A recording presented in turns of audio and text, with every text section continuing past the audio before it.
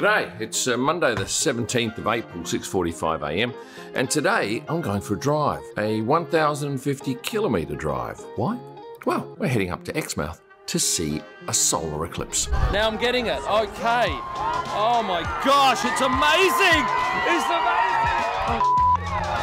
amazing! It's so special. Now these are a rarity, of course, and as such, I can tell you that there will be tens of thousands of people flooding into Exmouth, which is a small town. We're taking this magnificent beast, the FJ Cruiser, and yesterday I spent some time down at the fuel station filling up the car along with these 4 jerry cans I have on the top, and we've strapped them to the top of the car. We're not doing it in one go. We're going to actually stop in Kalbarri, so it's about a 6-hour drive to Kalbarri and then probably another 6 to Exmouth. And there's only one place in Australia that you'll see this, and that's on this one little outcrop, which is right up north of Western Australia. And with that said, it's time to head off. Let's go.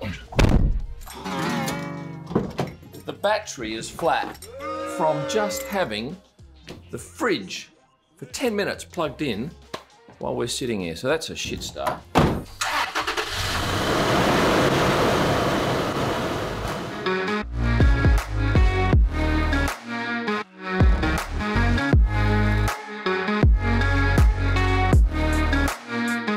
Time for a change of drivers. Tanya's in the seat now, and we are about 120 kilometres from Geraldton, a town of about 38,000 people on a grey day. I thought we might have had a bit more blue sky, but no, not the case.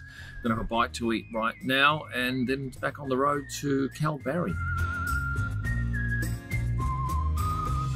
There are a couple of pink lakes in Western Australia. This one's about 40 minutes from Kalbarri by road, and we've stopped off on the way. And what makes it pink? Algae.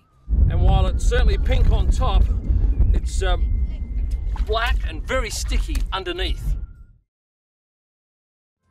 Good morning, it's day 2 of our trip, and today we've got probably 8 hours in the car. Last night, beautiful evening, great sunset, and today I'm going to show you a couple of very interesting roadhouses, typically Australian country stuff.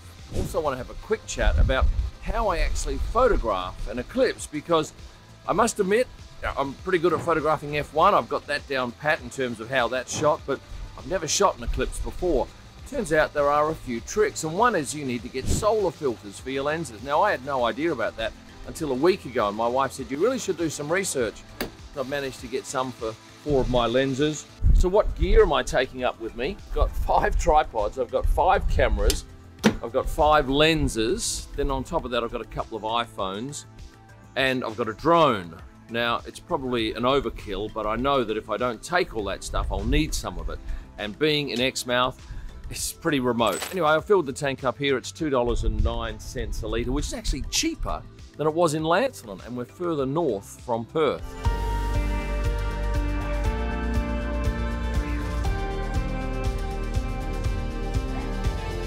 And if you wanted to see an old disused satellite dish, this would be perfect. As I thought, fuel is an issue. There's 2 service stations. This one here only has 1 pump at 98, nothing else.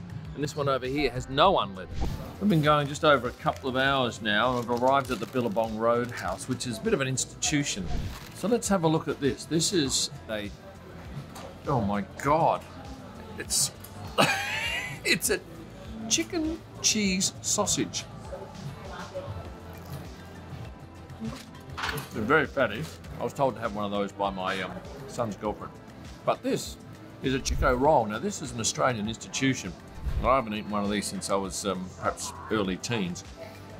I want to break it open and show you what's inside it. It's a sort of, what is this, Tonya? It's vegetables and meat, apparently. Famous in Australia, and this will be equally as appalling. Actually, this with a bit of sauce might not be too bad. We're about 180 kilometres from Exmouth, and we've had 3 instances of what I think is dirty fuel, and you put your foot down to accelerate and it just misses. Now it's losing a lot of power. We're 153 k's to Exmouth. I'm concerned. This is close to giving up. Let's drop back down to 80 k's an hour. I don't know. You put your foot down and it just shudders. We've still got 118 kilometres to go. I'm pleased to say that we actually got here. For 200 kilometres we had that problem with the engine. Now I have to unpack the car and find some mechanic in town who can tell me what the solution is, but I'm very thankful we didn't have to get a tow. And after a mammoth 1,370 kilometres in 2 days, we finally arrived at this lovely little apartment in the back streets of Exmouth. Happy to be here for my first Eclipse. And Tonya, you happy? I'm very happy. She's very happy. So why do you figure all these people are standing down the beach here at 8:30 in the morning? Well, I can tell you, they are releasing a turtle back into the wild. We just saw the release of Chomper, our 90-kilo loggerhead sea turtle. She's unfortunately got bitten by a shark, so she had to have her flipper amputated, but luckily for us, she's healed up really well, and we've just been able to let her back into the big blue. Such a popular draw card is this event that unfortunately there's not enough accommodation in the town, so they've opened up all of these areas to provide makeshift camping. And behind me here is a water facility that's being used to give all of these people on the camping ground access to clean water. There was some concern that the shops in town might run out of food, but certainly the supermarkets are well stocked and everyone seems to be quite happy. And just outside here is the heart of the town. There's certainly plenty of people about enjoying the magnificent conditions, and there are even a couple of cockies sitting on a table. This is my 6th eclipse. Traveled like 19,000 kilometers just to see an eclipse. And this eclipse is very special because it's a hybrid eclipse and will be very interesting because of the solar activity, and the corona will be probably very big, much bigger than the previous ones. Today we're expecting a big crowd down here to witness a solar eclipse. Now, I've never shot one before, so it's all new to me, but I can tell you that at 11:27 a.m. the moon will pass in front of the sun as we see it here in Exmouth and completely block the sun from our view. This area will go dark, animals will play up. I believe there'll be a 360-degree sunset, and I think you'll find that the pictures from the corona, fingers crossed, are something special. So what have we got down here? A whole host of people from around the world. Some are shooting with telescopes on cameras, others with their iPhones. But when you look at the trail of the eclipse, you can see that Exmouth is the only real town in its path in Australia. This is my main rig. This is a Canon R3 with a 600mm lens and a solar filter to stop the sun ruining my sensor. The second camera is an R3 with a 1:500 lens and once again a solar filter. And when the moon passes fully in front of the sun, it's just a matter of ripping that off like that. We are just minutes away. Got all my cameras set up. Just seen it. It's coming from the top down. Look at this. You can see the bottom. Look, isn't it nifty? that's so cool. More than half the sun's covered now. We've got 22 minutes until we get full coverage. Crowd's great. They're all wearing their glasses to look up at the sun. Lots of people from overseas. We've got French, we've got Colombians, we've got them from all over the world. We wanted to see it. At least once in our life, I think it's something to do, yeah. And there's a real good buzz down here, but I can't wait to see what happens when the sun is completely blacked out. It's getting so close that I'm quite nervous because I want to do two things. I want to photograph on this and I want to video on that, and I just don't know whether I'm going to have enough time. So the video is the one that has to be sacrificed, but it's a really lovely eerie light now. 8 minutes from full covering, and the light is so, I don't even know how you explain it. It's just eerie. Apparently we're going to get a 360-degree sunset, and Tonya will be up the top of that sandhill in a minute to take that shot. It's very, very, very, very dark. It's hard work. We are so close, and I went to take my sunnies off and I realised that I haven't got sunnies on. Woohoo!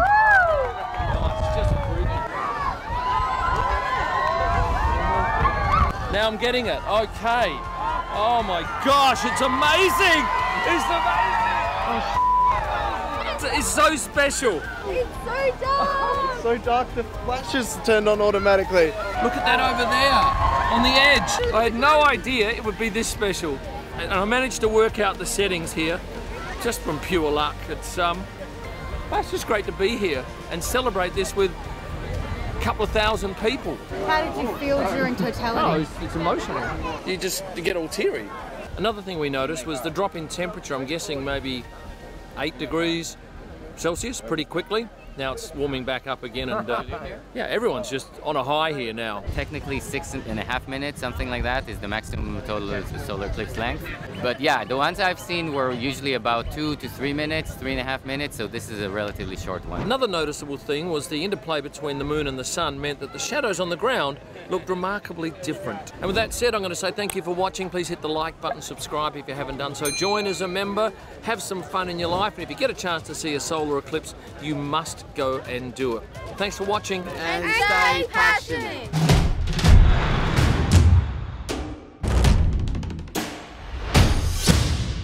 Oh, and what was the cause of our car dramas on the way here? Dirty fuel picked up in Carnarvon. And the solution? A $12.50 bottle of fuel treatment.